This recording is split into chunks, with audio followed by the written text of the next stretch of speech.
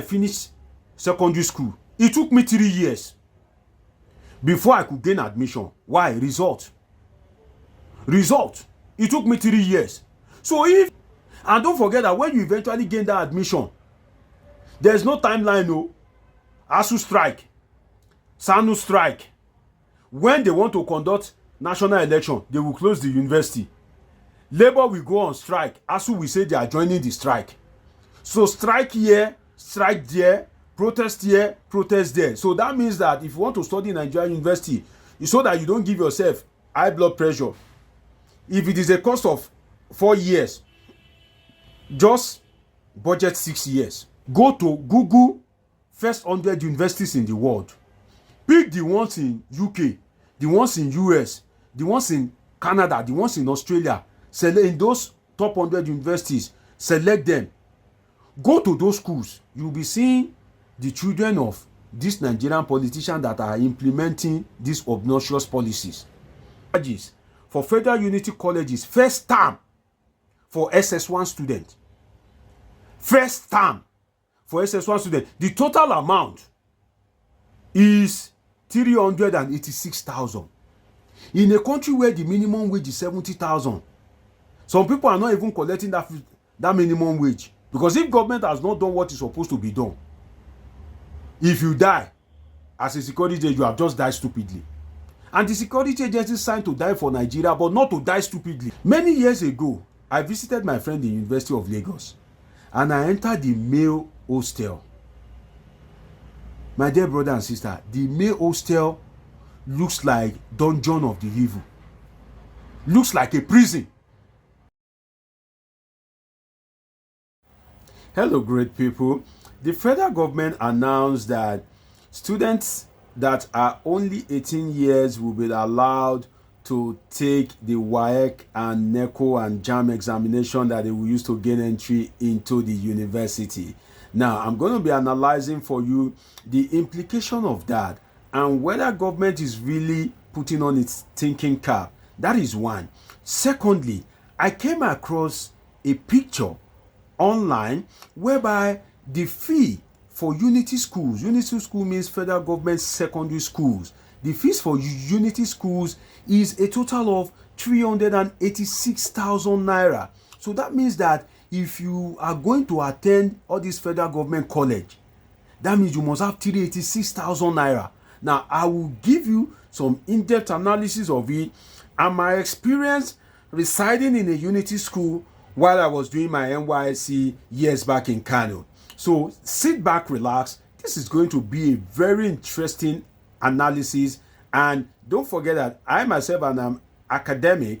So I'll be giving you some detailed analysis about this policy of government and why we need to think that is government really putting on its thinking cap at all. I remember my humble self, Dr. Omoshola Deji, political scientist, public affairs analyst. Now let's dive into the analysis. If you say as a government that people can only write WAEC and NECO when they are 18 years old, have you factored in some reality in Nigeria? Just recently, a lady in the US, 17-year-old, was said that she has bagged her PhD. Yes, you heard me right, 17 years old. That shows exceptional brilliancy for such a lady. So who says that that can't happen in Nigeria? And who says that we don't have people that have such intelligence in Nigeria? So what happened to people that have such intelligence in Nigeria? What happens to them? So they have to wait till they are 18. Imagine if that girl in the US have to wait till 18. Just imagine it. So if they wait till 18 and they write WAEC or NECO, and that WAEC and NECO that they wrote, they fail it, because you know that people hardly make the result in single sitting in Nigeria. Let's be realistic with ourselves. I didn't make my result at once anyway. My first experience was GCE when I was in SS2, and I didn't perform too brilliantly. Then they used to say, oh, let him do the exam while he's in SS2 so that he will learn, he will have the experience. They used to tell us back then that, oh, do this exam so that you go and have the experience. So if your parents can afford it, you enroll for GCE. So if somebody doesn't have experience at the age of 18 and she wrote or he wrote the first GCE just to gain experience, by the time she's writing the next exam, she will be 19. When he or she writes that exam at the age of 19 and he or she has missing script or result withheld in a crucial paper like English, mathematics, if it is a science student like physics, chemistry, if it is an art student like government, economics, if it is a commercial student like commerce, and I think economics as well. So if you now have your result cancelled or withheld in a crucial subject, that means you have to write another exam again. By that time, you are already 20 years. Be following my analysis, so you are already 20 years. Now, if you don't make the result in a single sitting, if your result is not withheld, if you don't make the result in a single sitting, that means you have to write another exam again. Don't forget that there are some choice courses that the university will be screening by, will determine the brilliancy of students by those who make result in single sitting. For instance, if many people want to study medicine, all these choice courses, medicine, law, if there are too much applicants, the university will say, okay, let us first of all consider those that their O-level results are in single sitting. That the university assume that those people are exceptionally brilliant, so they would give them priority first and admit them first. So that is why students that want to study choice courses in the university usually strive hard to make their result in single sitting. So if you are to write another one, if you don't make the complete result and you don't want to combine result because you want to do a choice course, imagine, that means age don't dey go for your side. If you now eventually get that O-level result, don't forget that your child or you watching me or that your family that will be affected will now have to go and write JAMB. The truth is, what is the assurance that you will make the JAMB result in single sitting and there will not be result withheld? So if you don't make that your JAMB result, if you score below the cutoff mark in your first attempt, you have to wait another year. If your result is withheld, you have to wait another year. So before saying that it is only a 18-year-old that can write O-level result, why not make that O-level result a prerequisite for them to write JAMB? What I mean by that is, why didn't government say, okay, before you are qualified to write JAMB, you must provide the original copy of your O-level result? So that means that if you are able to pass your O-level result at the age of 15, because we have brilliant students that are in SS3, that are going to, that are going to good schools, that their parents have invested so much in them. If they write their WAEC at the age of 15 and they're able to pass, what stops such people from going to write JAMB? So if you don't want much people, why don't you make it a prerequisite that, okay, if you are able to present your result, your WAEC result at the age of 15, you are qualified to write JAMB and gain admission. So rather than restrict people to start writing WAEC at the age of 18, to start writing GCE at the age of 18, why not make it a prerequisite? Why are you limiting people's intelligence as a government? Why don't you want your citizens to be educated? Because Nigeria is already backward in terms of education. Go abroad. While I was studying, we used to see some of the Nigerian lecturers that will be threatened, that will be sleeping with students, that will be molesting students. Some of them don't even know anything. When they come from conference abroad, we used to see them. They don't know anything. So the truth is, if you now pass JAMB, don't forget that you are still going to write post JAMB. You are still going to write post JAMB. That means when your result is out, you go and write JAMB. Then you still wait to write post JAMB in your choice school. Before you are able to get all these results, don't you know that it will take time? I'll give you an example. By the grace of God, I have a PhD today.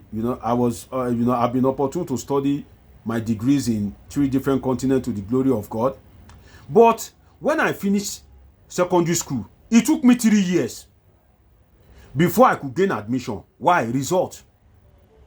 It took me 3 years. So if government have limited me that I can only write that result, I can only start writing the exam at the age of 18.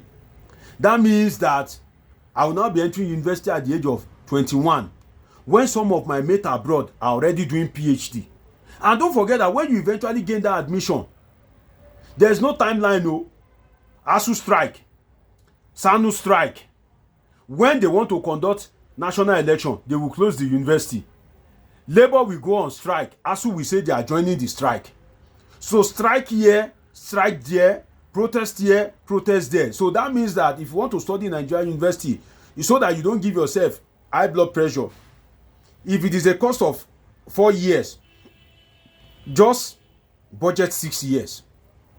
Just to go, okay, this course I want to budget 6 years, all things being equal, considering the strike and every other thing. So if you limit people, are you sure that the age limit for NYSC, which is 30, are you sure that there are some people that will not have passed that 30 years before they graduate? If you have delayed admission, if you have delayed result, and you now enter university to study medicine of 7 years, and there's ASU strike, internal strike, external strike, protests here and there, by the time you finish that your medicine, won't you have reached 30 or past the age of 30?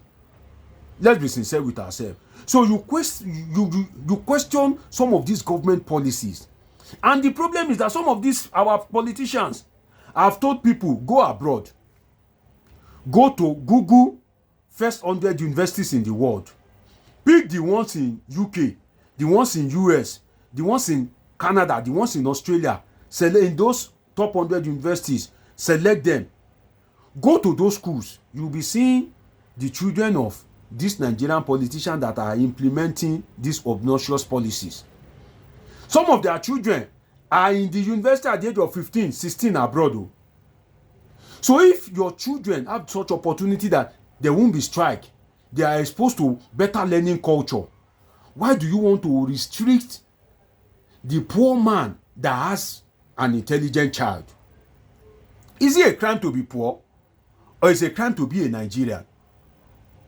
Why is it that most of government policies are always anti-masses policies? Why do we like to make life difficult for ourselves? The education that now is not even encouraging, because some of all these small girls now, they prefer to date Yahoo boy than to date an undergraduate, because they will be thinking that one day that Yahoo boy will pick, he will collect money. You that undergraduate, you know that if you finish school, you may not even get work. That is the lowest low that our society has gone to. So rather than encourage people to be educated, to make education free and accessible, you are even limiting people according to age. What kind of a government is that? Now, I have a document here which you should be seeing on your screen right now, because I'm going to put it up on the screen. Now, it says that Government, Federal Ministry of Education, Office of the Director, Senior Secondary Education, Federal Secretariat, Shehu Shagari, Abuja, Nigeria, to all principals, Federal Unity Colleges, approve charges for Federal Unity Colleges first term for SS1 student. First term for SS1 student. The total amount is 386,000. In a country where the minimum wage is 70,000, some people are not even collecting that minimum wage, because if you are a private employer, there are some people that pays people that work with them 30,000, 40,000. If your father or mother, or you happen to find yourself in that category, how do you want to send your child to a government school, secondary school? 386,000 naira. What is the benefit of being a Nigerian when you cannot, profit from education? For God's sake, look at it. Tuition fee, secondary school, SS1, SS1, the children in SS1, 97,000. Boarding fee, 120,000 naira. Are they just building the hostel? As the hostel that they are saying not been built since long time ago? What amenities are they providing in the hostel? I will tell you my experience in federal government college, at Zaria Road in Kano, while I was serving. But let me read this thing. And I'm sure that nothing has changed now. Uniform, 50,000. Is it designer? That uniform, is it, Louis Vuitton? Is it, D&G? I don't understand. Uniform for SS1 student. Look at their height. How many years did they want to use? 50,000 naira for uniform. Let's continue. Textbook, 45,000 naira. And don't forget that this money, they must pay it. I remember while I was in secondary school, we used to do pass me down. You know what pass me down means? If your senior one use textbook, you go and collect it from them. The textbook that they use in SS1, when they are in SS2, you will inherit it to save cost. But here, they are saying they must pay for textbook, 45,000. Exercise book, 13,000. Medical. Don't forget that if you allow parents to provide this thing, they will spend less. Because no parent will spend 50,000 on uniform. Exercise book, 13,000. Medical, 10,000 naira. Let's continue. Stationery, biro, eraser, all these things, 5,000 naira. Vocational, 2,000 naira. Sport, 5,000. Club and societies, 2,000. Utilities, 5,000. Security, 2,000. Extra lesson, 10,000. Website, e-result, ICT, 5,000. School media, 5,000. Should the school media not be managed under the school fees that they've paid? What is the school fees for? And don't forget that federal government colleges ordinarily should be non-for-profit. Not for profit. They are non-profit. They are not a profit-generating institution. So if people have already paid school fees and you are still charging them for school media, the school fees you are collecting, what is it for? What is it for?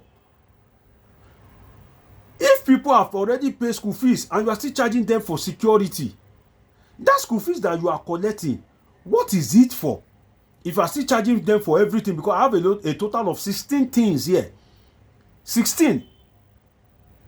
Minus the tuition fee, it is 15. Then you have insurance, 10,000 naira. The total is 386,000 naira. Now, I don't know whether if this is for a term or for a session, but from what is before me here, which I believe you can see on the screen, said Federal Unity College's first term for SS1 students. So if this is for first term, according to what I'm reading here, does that mean that in second term, third term, they will still pay another 386,000? Kilo de shogun láyé ni for SS1 students. While I went to Olabisi Onabanjo University for my BSc in political science, before going to the University of Nottingham in UK for my masters in international relations and going to University of Ultra Malaysia for my PhD. Now, while at Olabisi Onabanjo University in Agowoye, till I graduated, I didn't pay more than 12,000 naira. Undergraduate studying to bag a degree in political science, I didn't pay more than 12,000 naira.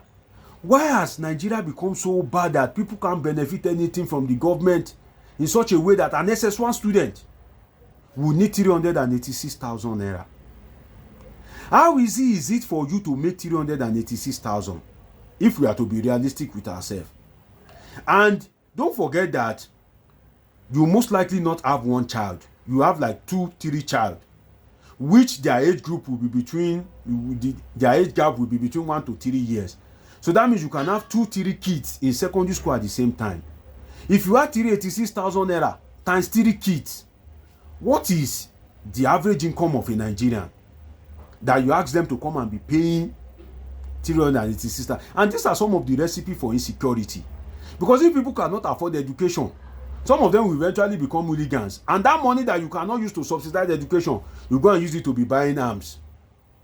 and ammunition for the police and military, putting their life at risk, then you allow those ones to be dying stupidly. Because if government has not done what is supposed to be done, if you die as a security agent, you have just died stupidly. And the security agency signed to die for Nigeria, but not to die stupidly.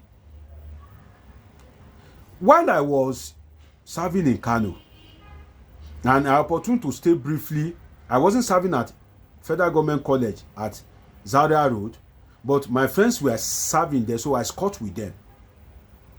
If you see the amenities there, it's as if you are in prison. And I'm sure that by now, nothing may have changed. It may have even been worse. The mosquitoes there, the lack of water, the paint of all the buildings, majority of the buildings, the hostel, all the paint there, spirogyra filament have taken over the paint on the wall, looking dilapidated, looking unkept. I asked myself when I saw this document, that is it that kind of building that had been built long ago and inadequately managed or not managed at all, that you want to collect money from these young chaps for them to be staying? Many years ago, I visited my friend in the University of Lagos and I entered the male hostel.